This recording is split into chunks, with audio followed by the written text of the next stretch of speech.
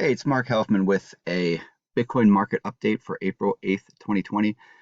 This video is for people who are subscribed to my newsletter, Crypto is Easy. Check out the link below. It'll take you to the newsletter. If you like what you see, go ahead and subscribe. Today, I wanted to see where we're at with Bitcoin. People are getting really excited that the halving is coming up. Bitcoin's price is going up. I wanted to use this video to compare today, right now, to the period just before that huge bull market that started at the end of 2015. Hopefully, this is not hopium, but there are some kind of interesting parallels. I don't make predictions. You're not going to get predictions, but there are some things around what's going on right now that are just too interesting to not mention. So let me take you to this chart. It's a price chart. You can see Bitcoin's price right there. And then there are some key moving averages. Subscribers, you know what the significance of those moving averages are. But it's really interesting because I'm going to start by looking at the price action. I'm then going to tell you a little bit about some of the metrics, the on-chain metrics, and the data about how Bitcoins are moving through the network. Some really interesting parallels. And if the situation plays out the same way, by the end of this video, you'll have a sense of what we might be able to expect. So let's look at the price interaction. There's a similar interaction between this bottom line, which is the 200 weekly moving average, and the top line, which is the 150 daily moving average. These are just as I've explained before. These are just mathematical formulas that smooth out price actions over a certain time period. That helps reveal the subconscious sentiment of the market in relation to price. And now, what we had in the beginning of March is we had that heinous dip, that just ridiculous drop, this just horrible plummet from we were at over 9,000 down to even lower. I mean, this smooths out some of the volatility in price, this chart. But it went down. It dropped below the 200 weekly moving average, popped back up, went back down, and now it's on its ascent upwards. And let me show you something back from way back in the day. Let's show you what happened at the end of 2015. Look at this. Got to get in here, zoom in, and we had the price just collapsed. Just this terrible crash, and then we popped. So anyway, we had this crash here, pop back up above the 200 weekly moving average, crash back down, pop back up, and we started heading upwards. Now, this is all coincidence. This is meaningless. I could take you to any part of Bitcoin's history, and while the moving averages would be different, the price action would be the same. So but it's just one thing to take note of, because if you look at some of the on-chain data and the metrics, the hodl patterns, the Poe multiple, and some other more esoteric measures of how people were reacting at that time, you see the exact same reading on the Poe multiple when we crossed below that 200 weekly moving average. You saw the same hodl pattern.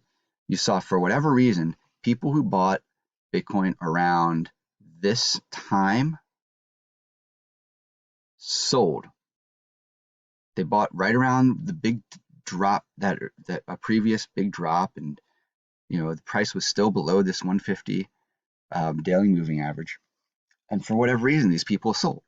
And they sold to OGs, people who had been like holding all through this, going way back, and they sold to new people coming into the markets. That is exactly what we saw here. Now, this is actual human interactions, not price on a chart, but actual things that people are doing. So that's kind of interesting. It's also interesting when you look at the time period, because right here we had this big drop, and you look at the hodl patterns of how Bitcoins are moving among wallets, and you see, for whatever reason, people who bought right here after the price crashed below the 150, before it went back above the 150, for whatever reason, some group of about a quarter of all the wallets that bought Bitcoin here moved to old wallets and new wallets. And it's the same thing here. You had the same thing. You had all these people, they bought here, and you know, they, for whatever reason, that once this price crossed over that 150, that marked the end of when people were selling. So all the people who bought in here, they sold. They sold to people who were were or long-time holders or newcomers. Kind of interesting. And then the miners, the ratio of the mathematical formula that tells you how profitable each new Bitcoin is for a miner, it across the same level. Just really, really interesting stuff. Don't want to go too much into depth with the data. Just kind of it's when you start to see these sort of similarities, it's kind of fun to speculate. It really is just speculation, but usually where there's smoke, there's fire. And so it is worth noting. So on the one hand, it's a superficial comparison. On the other hand, it's an interesting parallel. And if the same thing plays out today as did back then, I'll show you what happened back then. So we had that crash. The price moved up to the 150 daily moving average, and then it came back down below the 200 weekly moving average, and then never looked back. We just went boom upwards, and it was just this ridiculous bull market. So if we do something like that now, what we can expect is we can expect the price to do something like this. So we're going to go back up to, I don't know, I guess probably somewhere short of 8,000, which is at 150. And then we're going to come back down. And then we're going to come back up. Now, it's not literally going to happen like that, but that's roughly what you would expect from the price if we do the same thing now as we did back at the end of 2015, and then we never look back. And it's just this amazing thing, and it just goes. Now it's not going to go straight up. They'll go something like with those sound effects. And if this did happen, it'd be really, really interesting because if you look at some of the, I'm going to switch charts a little bit. Might be a little complicated for you guys, but there's a measure of investor psychology. It's called the Fibonacci scale. And so what you see a lot of times is you'll see prices tend to move along, shift directions along this mathematical formula. I call it the Fibonacci. People call it all sorts of other things, retracement, extension, whatever. I'm just going to say Fibonacci for short. I'm not a trader, so I don't need to be technically precise.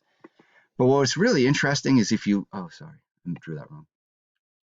What's really interesting is if, say, we stop here, or even if we go up here, what you see is if we came back down, it's quite likely that we're going to fall somewhere around here, which is the 0.5 on the Fibonacci, or maybe even as low as the 0.618, or even the 0.5. And all these levels, by the time we get back down, they'll be roughly around where the 200 weekly moving average is. Whether it's the 0.618, whereas it's the 0.5. If we take long enough, we go to the 0.382, and these are really meaningful psychological levels. So again, revealing the subconscious of the market. If we did that, that would be just amazing. Like it would be just the greatest thing.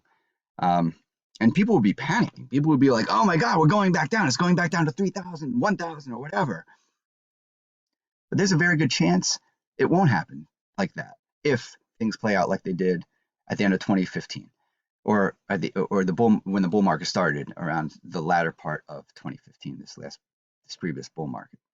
And so I would be pretty stoked to see this play out this way. And as far as dips goes, nobody wants dips. I get that, but you need to have dips if you want that long, strong bull run everybody's talking about. So I mentioned to subscribers that we could see something like this comparing 2015 to today, and I still think that's probably viable. Now, obviously, it's not going to be exactly, you're not going to see the price move exactly like this on the chart, but the same kind of thing. We're going to go up, we're going to go down, we're going to wiggle around, and then we'll break out of it slowly to the upside, and we'll keep moving up and up and up.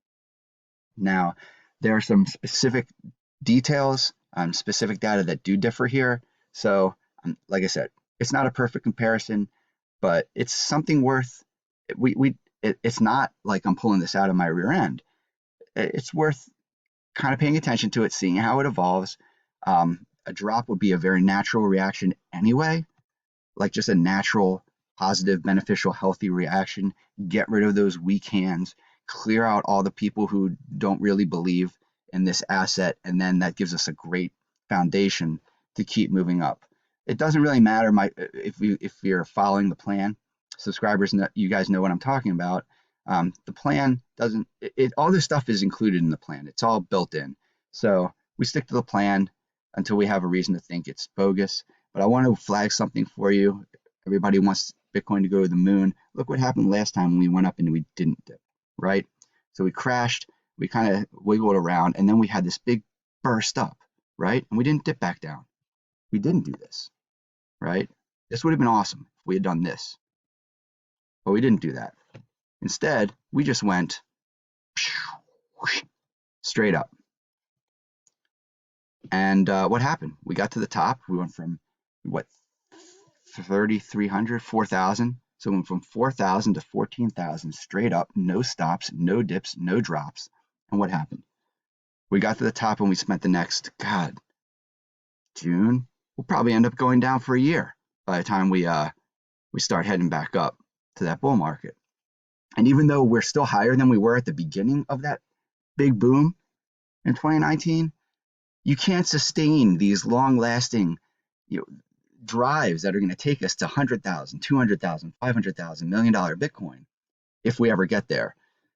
The only way we get there is because you have these drops. You have these dips and these drops that form the foundation for us to keep moving up. So that's why I say we want to fight. We want to fight for every level. We don't want to go straight to 50,000.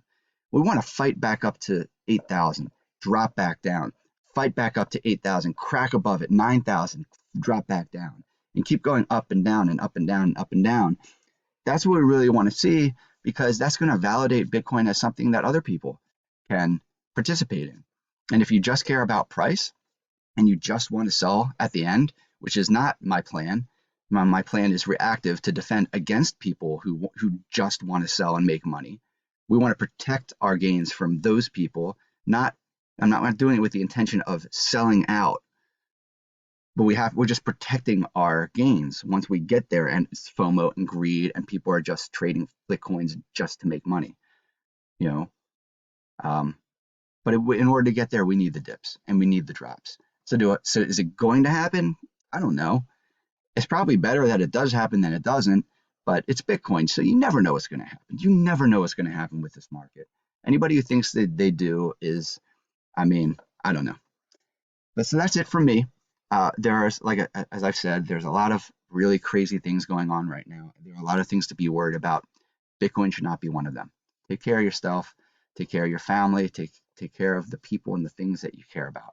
As far as Bitcoin goes, relax and enjoy the ride.